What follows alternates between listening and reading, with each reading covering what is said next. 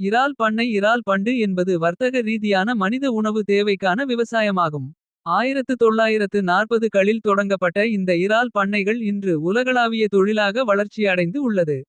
நாகப்பட்டினம் மாவட்டத்தில் வேதாரண்யம் வட்டத்தில் நாலுவேதபதி. செம்போடை மாவடிவாய்க்கால் கள்ளிமேடு தேத்தாகுடி அவரிக்காடு போன்ற பல இடங்களிலும் இறால் பண்ணைகள் காணப்படுகின்றன.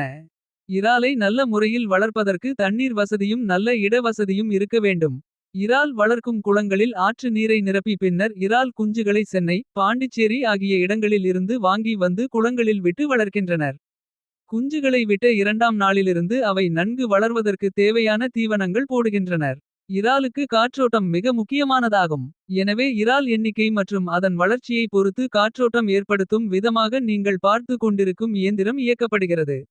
நீரில் கரைந்துள்ள ஆக்சிஜன் கார அமிலத்தன்மை போன்றவை சரியான அளவு இருக்க வேண்டும். குளத்தில் விடப்பட்ட குஞ்சுகள்